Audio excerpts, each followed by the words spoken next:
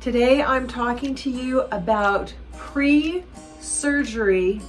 posture optimization, and we're going to get into that right now.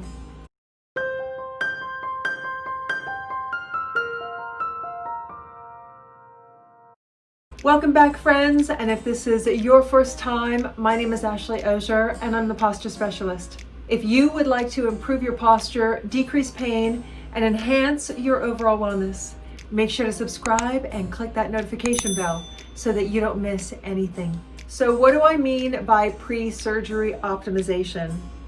Well, when we are going to have surgery, we want to make sure that we are preparing as best as we can so that we don't lose any of our posture gains that we've made while we are recovering. Prepping for the surgery is absolutely critical. This list that I have is really important to keep in mind. If you are going to be having surgery, your recovery is going to be a lot easier and your posture gains are not going to get lost.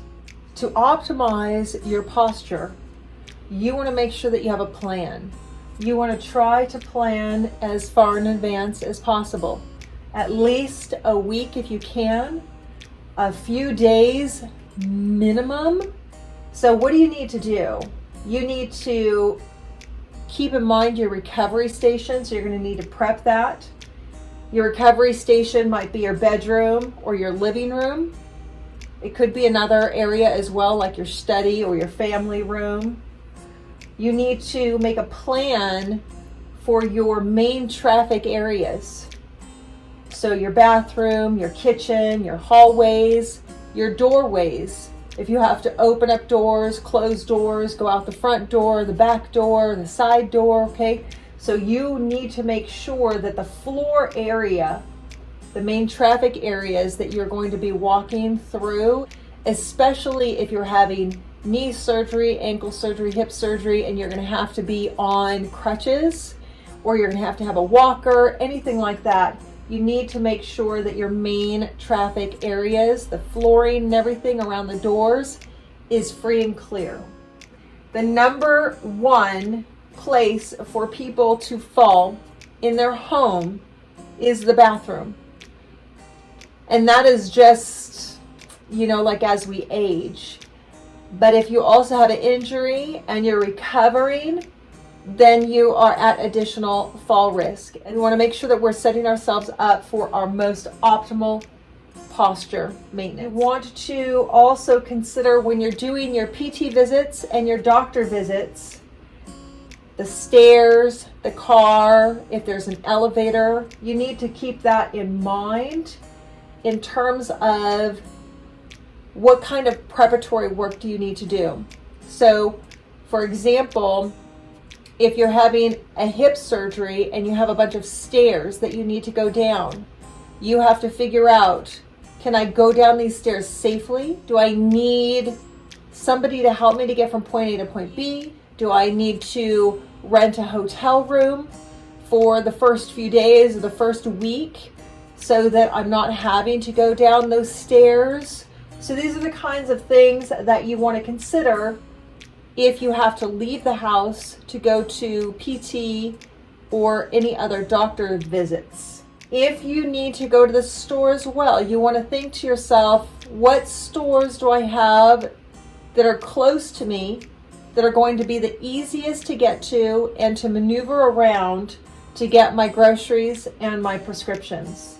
If you're going to be using your phone or your iPad, your computer, you want to make sure that you're taping down your cords so that you're not tripping over anything. You want to secure your cords. You also want to consider if you need to secure any supplies. If you have a heating blanket and you have the control, you might put one of those sticky tapes on the back of it that has a Velcro and stick it up on the side of the bed, or if you have a cubby, you can put it up on the inside of the cubby, and that will help to secure that so that you have the least amount of items around your recovery station. You want to make sure that you're getting all your supplies. ice cold pack or a machine, if you have a movement machine or exercise or stretch equipment, you want to make sure that you're doing that.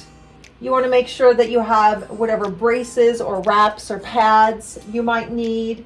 If there's topicals or massagers, or you get your tennis ball, of course, make sure to check out all my acupoint release technique videos for using the tennis ball. I also have a video product review for a lower lumbar brace that's wonderful. Have all those things that you need. Topicals, I also have a video reviewing different topicals for pain management and just to keep yourself comfortable. You want to make sure that you have all of your medications and or supplements. If you need books, computer, phone, TV, iPad, all your cords to charge, and you might end up getting doubles of the cords. So say for example, you don't have just one recovery station. Say for example, you're recovering both in the bedroom and in the living room. You're not going to move all of your cords from one recovery station to another. You want to then double up and get a set of cords for the living room where you're going to recover, maybe during the daytime, and then have a set of cords for the bedroom at that station that you have secured and taped down. We have a side table or a laptop table that you can put your supplies on, as well as if you want to be working at a desk while you are in recovery. I have a fantastic laptop table for you guys to check out. I will leave that item in the Dropbox down below. It's also on my website store. I can't say enough about pillows. You want to make sure that you have pillows that are going to make you comfortable. If they need to elevate your knees, if they need to elevate your legs, if they need to elevate your arms, if they need to elevate your upper body, if you need to elevate your back, if you need to elevate your head, you want to have pillows and different kinds of pillows. Big pillows, small pillows, round pillows, square pillows, rectangle pillows, all different kinds of pillows that are going to help you to be the most comfortable during your recovery. When we have enough pillows, that helps us to stay in our 3-lock mountain, that helps with the shoulders coming back, that helps us with our throat lock. That can really make a big difference. And the more comfortable that we are during our recovery, the less we're going to be compensating by slumping or having a shoulder come forward or shoulder come up or twisting and rotating. All of these things are really critical during our recovery. Making sure that you have your groceries. I would recommend that your first 4 days be already prepped. That way you don't have to worry about meal preparation, somebody else making your meals for you. You already have something on hand that you've made. Put it in the freezer because you want your recovery to be as comfortable as possible. If your recovery is painful and uncomfortable and just horrible, everything is not going to line up, and everything that's attached is going to be uneven. I want to make sure that you're optimizing your posture for your recovery. So all your basics, your toiletries, you want to make sure that you have emergency contact numbers and your doctor's phone number. Okay, so these things are important. Don't think that you're going to remember what it is. And if your phone is not working or the electricity goes out, something happens, you need to make sure that you don't have to look in your phone. You have to make sure that you have it somewhere written down. And then you just want to make sure that you have your list. So these are just a few things that I've written, but you are going to have your own list. Start with some of these and add if there's anything to add. You want to make sure that you are making your post-op appointments in advance. So that's your PT, your post-op appointment with your surgeon, any other appointments that you're going to be having post-op after your surgery. you want to make those before you have your surgery. You don't want to be on medication having to remember to make your appointments.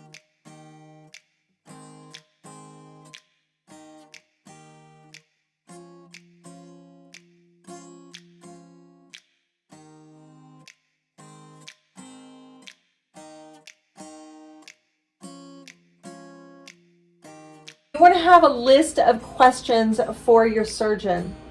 When you go to your pre-op appointment, you want to make sure that you have whatever questions you need to have answered at that point before your surgery. Not the day of your surgery. You want it pre-op. Usually when you have your pre-op appointment, it's going to be about 4 or 5 days before your surgery. So that's going to give you time to come up with your list and write down the answers. You want to write down the answers on a separate piece of paper, and that's going to give you some time to think about what the answers are. And if you have additional questions, you'll have about 4 days, maybe even 5, but usually maybe 4 days to think about it, and then maybe ask additional questions if you need to. So some questions might include confirming the correct side to make sure that your doctor has down the correct side that is supposed to have the surgery, or the correct part of the body, whatever that is. You want to have the surgery date and the time and when you're going home. Can you have food or drink anything the night before? What's the cutoff time to have something to drink or eat before your surgery? How long is your recovery time? When is the person going to come and pick you up if you need somebody? Do you need an Uber? If you need an Uber, you need to make sure to contact them ahead of time, pre-surgery, you're 4 to 5 days beforehand, not the day before. You want to know what the surgical procedure is going to entail. You may not want to, actually, but I encourage you to know, like, what is this surgery look like? Where are you going to be cutting into? What is this sutures going to look like when you're done? Is it going to be a big incision site? Is it going to be a small incision site? And it's okay to take the time to ask your surgeon these questions. This is your health, and your health is important. And your stress management is important. Your comfort level is important. A big part of surgery recovery, optimization, is low stress. And part of that is planning, making sure we have enough questions answered, and if we have any more questions, that we have time to ask those questions. You want to know about your medications. What's my minimum? What's my max? What's the max I can take?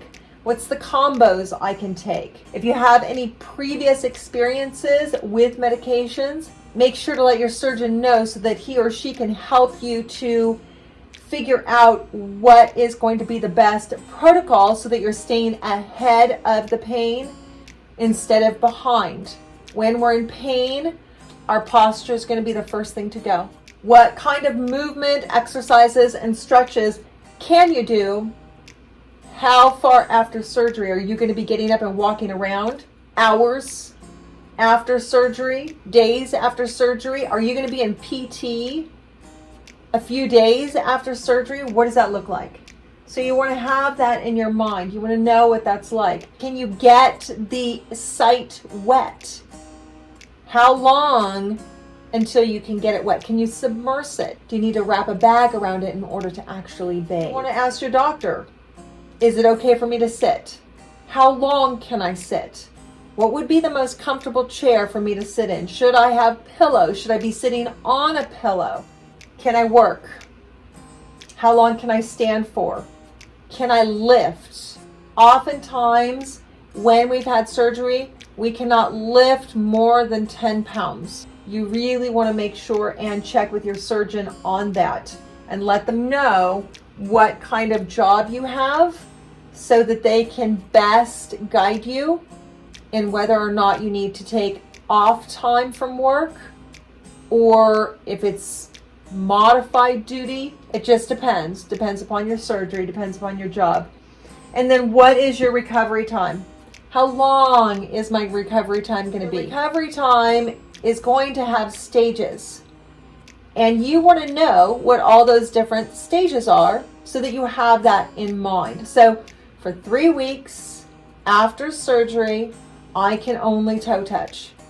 I'm going to be in PT the week after surgery, and it's going to be for 6 to 8 weeks, depending upon how my progress goes. Okay? So all of that, you plug in to your calendar, you plug into your brain, and then if there are any other questions, you'll be able to ask that before your surgery hits. I got the idea to do this video because I am having a labral tear repair done myself.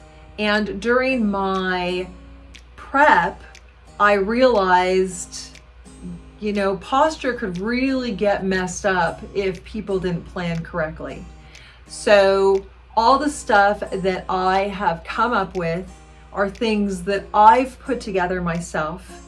I think that anybody who is going to be having surgery and wants to make sure that they don't lose their posture gains will definitely want to make sure that they are implementing all the things on my list.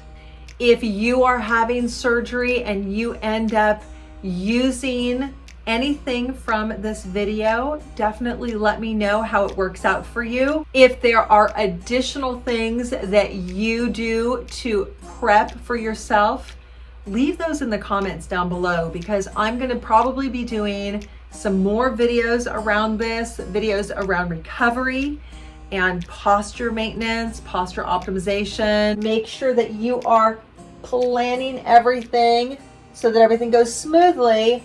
That way your posture is not going to get all messed up because you're so stressed out from not properly planning. Until the next video, happy posturing.